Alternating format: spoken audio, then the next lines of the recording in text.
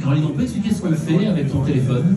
Oui, alors là, on a mon téléphone parce que j'ai 160 000 followers, que j'embrasse tous d'ailleurs mes amours. Et je vais leur faire partager ce qui se passe à Ardelot tout le week-end dans un salon extraordinaire. Donc on va faire un petit tour. Moi, ça que j'aime, vous le savez, c'est aider les artisans. Le Made in France, c'est vraiment ma marchandise. Finalement, cette charmante jeune femme, ce sera notre ébéniste de demain. Ce sera notre équivalent de Saunier, tous ces ébénistes du XVIIIe siècle que j'affectionne particulièrement. Tu nous as dit, parce que je lui ai posé une question juste avant qu'on se filme, je t'ai dit, tiens c'est marrant, quel bois tu travailles? Généralement, nous, au XVIIIe siècle, on fabriquait à base de hêtre. Et tu m'as dit que tu travaillais une essence d'un bois qui s'appelle comment? L'EVA. L'EVA. Et pourquoi? Parce que c'est un bois qui me plaît beaucoup, qui sent très bon, qui est tendre, clair et puis qui se travaille bien. Voilà. Alors, on vous montre rapidement, regardez un peu, elle fait une chose très intelligente, c'est qu'elle travaille des petits objets dans des lignes très pures, ce qui veut dire que, comme je dis assez souvent à la télévision, c'est des lignes qui se marient avec tous les styles, c'est très beau de qualité. Ne pensez pas qu'à partir du moment où c'est sobre, il n'y a pas de travail, bien au contraire. Je vous mettrai bien entendu son Instagram, je vais faire après un petit mix parce qu'on va interviewer plusieurs personnes comme ça. Et est-ce que tu les aimes? Bien sûr. Ah, j'adore. Allez, on continue la visite. L'amour, maintenant je vais vous présenter, finalement, tu pourrais être mon fils, puisqu'il est fils de brocanteur. Tu t'appelles comment? Anthony. Et Anthony, explique-nous en 2 secondes, c'est quoi cette passion de folie? Il nous fait revivre les objets que tiens. Moi je montre ça à mes enfants, ils savent pas ce que c'est. Hein. Exactement, ils savent pas du tout. Ouais. Alors c'est quoi ton délire? C'est que finalement, tous ces objets, c'est parce qu'ils te tiennent à cœur et tu aimerais continuer à montrer, à pérenniser à quoi ça servait? Oui, c'est ça, oui. Et t'en as fait des choses utilitaires. On ne mettrait pas un téléphone tel quel sur un buffet ou... Là. Tandis qu'en luminaire, il trouve sa place. En fait. Ouais. Et imagine si en plus on arrivait à le connecter en Bluetooth. Allô, tu téléphones avec une lampe. Exactement. Quelque part, 2 objets en un. Voilà, vous voyez, fils de brocanteur comme moi, et finalement, tu es devenu un recycleur qui crée de l'art. Alors ne vous inquiétez pas, je vais vous mettre son Instagram.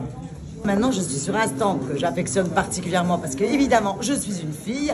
Je vous présente Pascal Venin. Alors, Pascal, visiblement, tu es artisan joaillier. Oui, tout à fait. Explique en 2 mots. Alors moi je fabrique tout de A à Z, c'est-à-dire je fais un lingot, j'en fais des plaques, des fils et je fabrique des bijoux, bagues, pendentifs, de boucles d'oreilles. Alors qu'est-ce que c'est comme matière ça? Parce que 100 € pour une paire de boucles d'oreilles, si c'est de l'or, c'est pas possible. Alors c'est de l'argent plaqué or.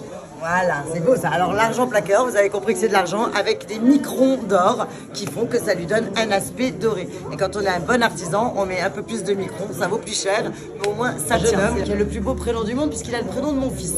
Tu t'appelles Alexandre. C'est ça. Et Alexandre, explique-nous en rapide, parce que ça, vous savez que moi, c'est ce que j'affectionne, les meubles scandinaves, les designers des années 50, 60, 70. Et pourtant, tu n'es pas un copiste malgré tout. Non, du tout. Parce que tu nous fabriques. Alors là, il y a beaucoup de photos, parce qu'évidemment, les stands, c'est pas simple d'apporter la marchandise. C'est ça. On voit, et de toute façon, je mettrai ton site, ton Instagram pour que nos followers puissent voir ce que tu fais. Tu es, explique-nous bien. Designer, créateur et fabricant d'agencements et de mobilier. Ça, c'est formidable. C'est-à-dire que c'est un couteau suisse. Voilà. Ça sort de sa tête, il fait le dessin, il le fabrique, et en plus... Et je l'installe. Et en plus, tu le vends. Et je le vends. Parce que ça, c'est pas le plus simple. Voilà. Quand on est créateur, d'être commerçant, c'est plus compliqué, non? Voilà, c'est ça. En fait, on fait multitâches et on va vraiment s'adapter aux besoins du client, au projet, à la pièce et d'où des fois des impressions. Et tu fais donc du sur-mesure. Du sur-mesure. Du sur-mesure avec des matériaux incroyables qui sortent de la tête d'un petit génie, qui est notre designer 2.0 finalement. On est d'accord? C'est ça, tout à fait. Bon, je vous mets aussi son Instagram, les amours. On continue la visite. J'arrive chez Edwige, une artiste peintre qui visiblement, tu me parais bien jeune Edwige pour avoir un univers aussi étonnant. Tu passes de Goldorak à Wonder Woman, à Félix le chat. Raconte-nous, c'est toi l'artiste déjà? C'est moi l'artiste, donc j'aime cet univers coloré et joyeux, on en a besoin. Ça fait du bien de donner des bonnes ondes chez soi. Donc l'idée c'est d'avoir un mot que je répète, c'est comme ça que je travaille mes tableaux. Un mot avec une première couleur, une deuxième, une troisième, ce qui va constituer mon fond. Et après je fais un personnage que l'on connaît tous plus ou moins.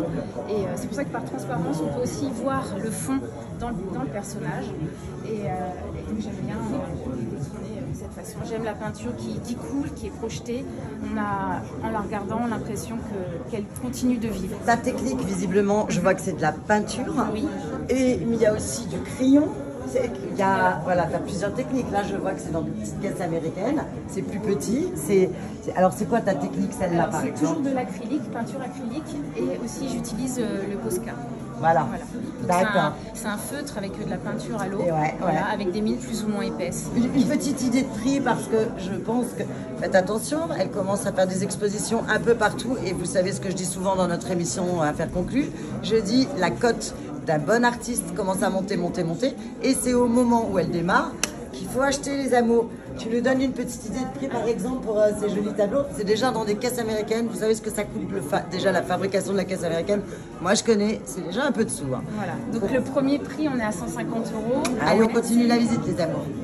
Maintenant, je me trouve avec Guillaume, que j'ai déjà rencontré hier soir quand il y a eu cette magnifique petite fête spéciale exposant que vous avez franchement raté et qui était géniale. Bravo, déjà, il s'est réveillé à l'heure. Effectivement, moi je me suis réveillé à l'heure. Alors Guillaume, il est tout ce que j'aime parce qu'il m'a expliqué déjà hier soir que tu es ébéniste. C'est ça. Et il est ébéniste, maintenant designer.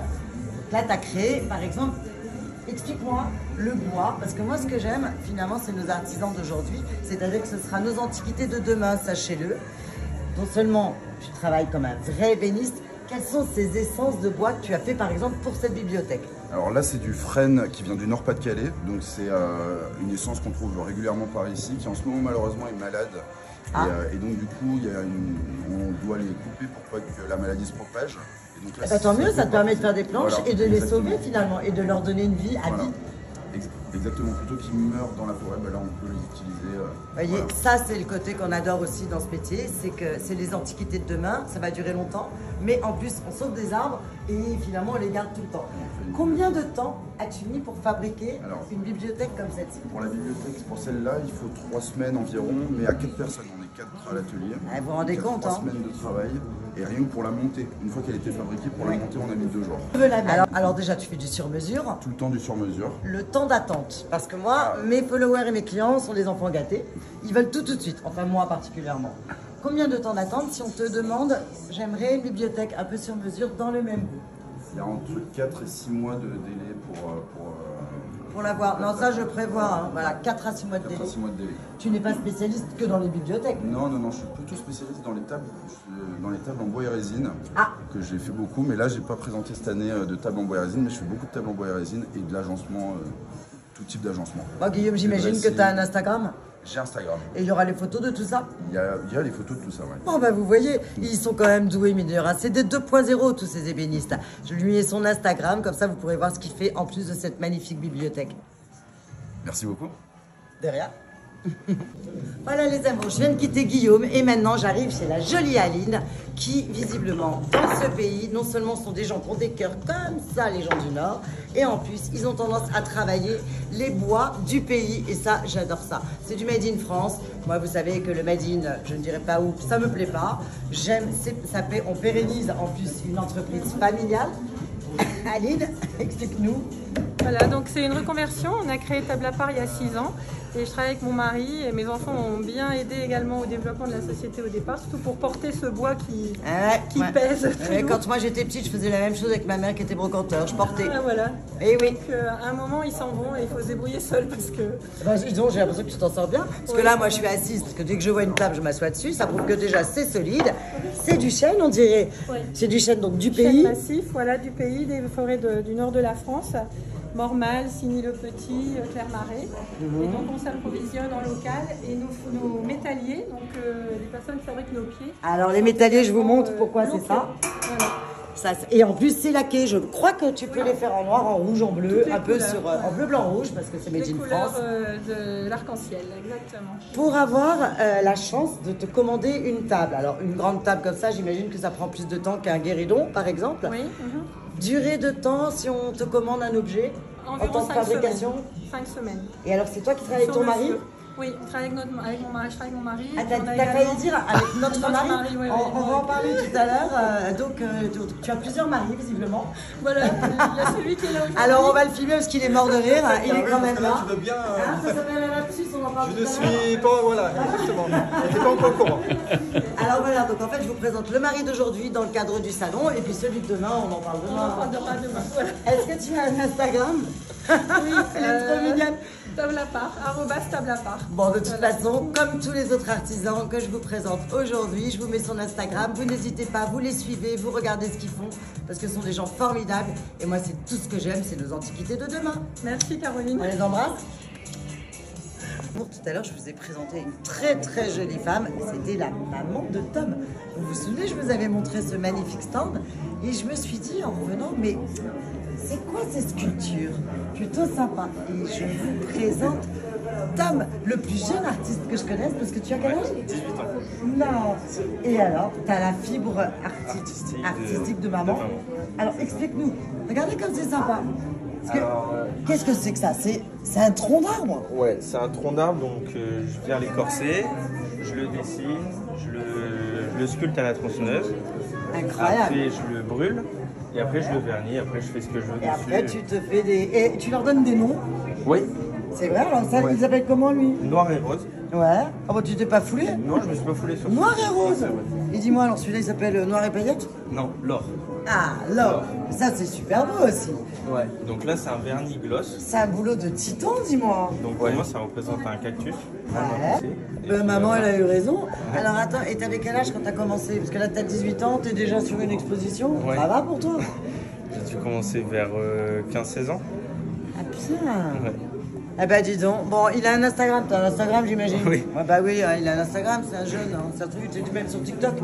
Non, même pas. Ah, pas encore. Bon, ça va venir, TikTok. Je vous mettrai aussi son Instagram parce que alors ça, moi, j'adore. Regarde que c'est beau. J'adore. Et tu sais ce que j'aime? C'est que ça ressemble.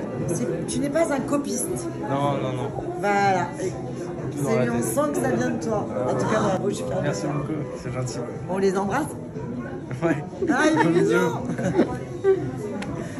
Alors les amours, là j'ai quitté l'univers des artisans d'art et paf, qu'est-ce qui m'arrive? Je tombe sur Aurélie. Aurélie du ce soir. Je trouve ça magnifique. Explique-nous un peu, en envoyant un peu la voix parce qu'on n'a pas de micro.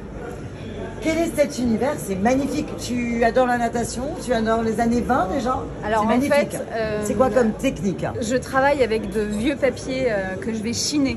Ah voilà, c'est donc, une ce chineuse. sont des vieux papiers, donc des vieux papiers peints que je vais récupérer dans d'anciennes maisons, des affiches publicitaires. Je collectionne des magazines de mode fin des années 30, années 40, ce qui nous envoie dans des périodes de ces années. Et ici, j'ai toute une série sur les piscines art déco. Bah, tout ça, je vais vous le mettre sur mon Instagram, bien entendu, pour que vous regardiez plus en détail cette magnifique artiste, parce que franchement, chapeau, ça c'est de l'art, et ça c'est une artiste. Ici, les amours, je me trouve à la galerie Joël Dupuis, la galerie d'art. Je m'aperçois qu'on a raison d'appeler ça comme ça, parce que je vous présente Joël, et je crois... Denise. Ton épouse? Oui, Denise. Non, parce que tout à l'heure, on a rencontré une charmante dame, et ça, c'est un joke, parce qu'on va bien rire quand je vais faire mon montage de vidéo, qui nous a présenté un de ses maris. Donc, je voulais juste savoir, est-ce que tu es la femme d'aujourd'hui? Oui. Demain, il y en a une nouvelle, ou c'est la Non, vie? À vie peut-être. 31 ans. 31 ans de mariage, et j'ai cru comprendre que la galerie existait depuis 30 ans. 31 ans. 30, ça vous l'avez monté ensemble. C'est c'est un vrai, beau ensemble. bébé. Avoir une galerie d'art, c'est pas si simple que ça. Parce que moi, mon métier, c'est de vendre de l'antiquité. C'est beaucoup plus simple parce que déjà, ils sont tous morts. Lui, ce qui est beaucoup plus compliqué, c'est de gérer et d'accepter les artistes. Et pour toi, quelle est ta plus grande fierté? Quel est l'artiste que tu as présenté et qui est devenu aujourd'hui une cote, qui a créé une cote? Parce que c'est ça aussi, les artistes. Les deux pour lesquels j'ai plus de fierté, c'est Mortier qui a... Alors, Mortier, montre-nous. Mortier, c'est une réputation. C'est en fait, c'est l'artiste de la Côte d'Opale. C'est le seul qui arrive à capter ces lumières si particulières qu'on a sur la Côte d'Opale. Son deuil à Octobre Rose. Mais dans l'ensemble, les artistes que tu présentes ici, est-ce que ce sont des artistes de la Côte d'Opale? Non, ou non. des artistes en général? Le seul local, c'est Mortier. Ok. Et Jamin, aujourd'hui, est parti dans le sud. Oui.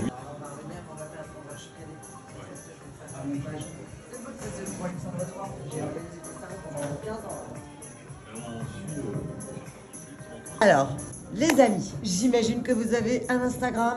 Oui, tout à fait. Voilà, Ouais. donc je vais vous mettre bien entendu leur Instagram parce que vous pourrez y aller et regarder un peu tout ce qu'ils présentent parce que là c'est un peu du rapide. Jusqu'à demain dimanche, vous les retrouvez au salon sur la Côte d'Opale à Aderlo. Ardelot. Ah ouais, alors moi franchement c'est bien moi. Alors, à chaque fois je me mais trompe. il y a un truc tout Je simple. l'ai dit même sur Europe 1 hier. Il y J'ai a un dit truc- il y a- Ardelot et après il y je a me un suis truc tout trompée. simple, c'est l'art au bord de l'eau. Nous sommes vraiment Ah, au bord de l'eau. l'art au bord de l'eau, Voilà, j'adore. voilà. Mémotechnique pour une Voilà. blonde, Alors, c'est comme ça. là, on part de Jusqu'à l'eau. demain, Ouais. 19h.